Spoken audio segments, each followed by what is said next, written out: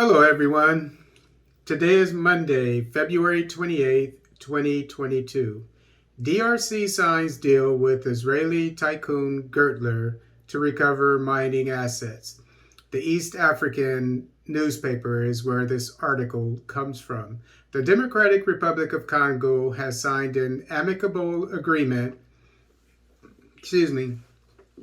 with the Ventura Group of Israeli businessman Dan Gertler to end the legal dispute between them and allow the country to reclaim some assets, the government has announced.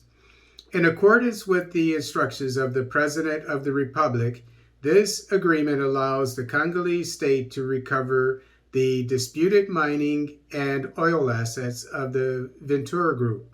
This is a historic first for the country, which is thus reclaiming assets whose sale had been called into question. In other words, corruption with a previous, probably Kabila administration. DRC's Presidential Communications Service said on Friday. The Congolese state will therefore revalue these assets for the exclusive benefit of the population. The deal with Ventura was signed on Thursday.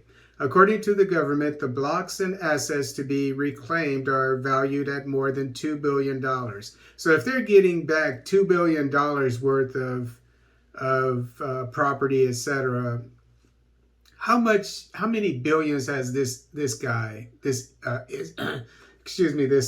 Israeli corrupt businessman made in Africa and DRC? However, the deal also allows the country to recover a substantial part of the royalties from the Kamoto Copper Company, KCC, also owned by Dan Gertler. However, nothing has been said about royalties from the Mutanda mining and metal coal projects in the southeast of the country, estimated by NGOs to be worth more than $600 million. Gertler, an Israeli businessman, is still under U.S. sanctions after being accused of corruption, after he's made billions and billions of dollars. He's been accused of corruption? Okay. In March 2021, Washington reinstated sanctions against the tycoon who made his fortune in the mining sector in the Democratic Republic of Congo on the backs of our African brothers, just like the King Leopold of Belgium, who probably killed 40 million of us.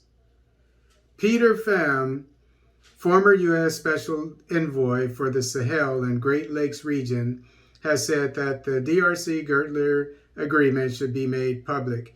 It should be recalled that Mr. Gertler remains sanctioned by the U.S., and any financial or commercial settlement with this targeted individual that violates the restrictions imposed by the U.S. Treasury would not advance our privileged partnership with the DRC.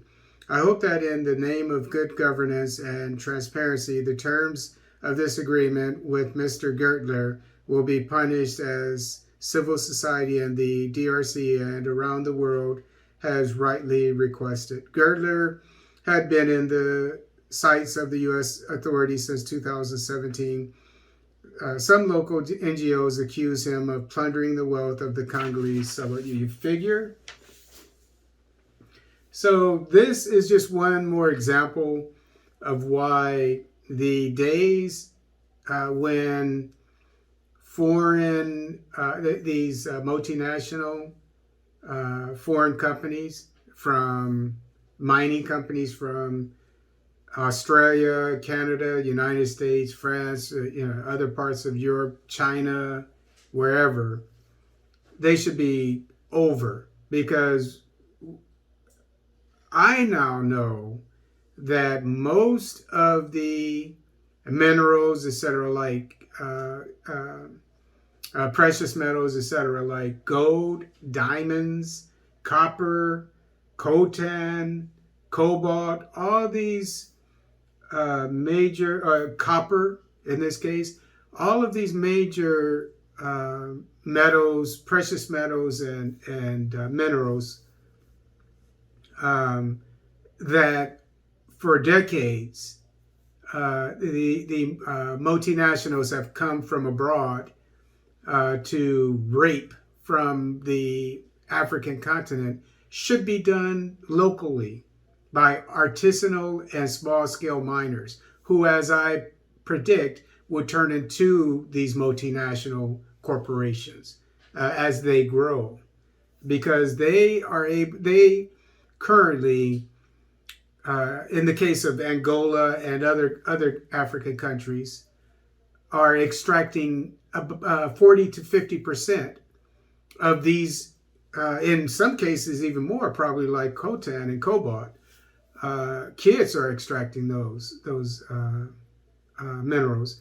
40 to 50% of the total extraction of precious metals and minerals.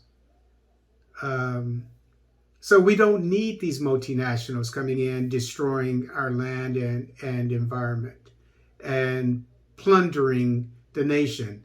Many of them don't even pay taxes, and if they do pay taxes, it's not fairly.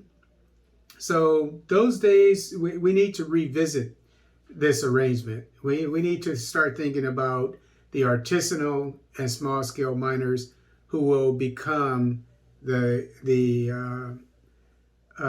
large-scale mining corporations of Africa one day.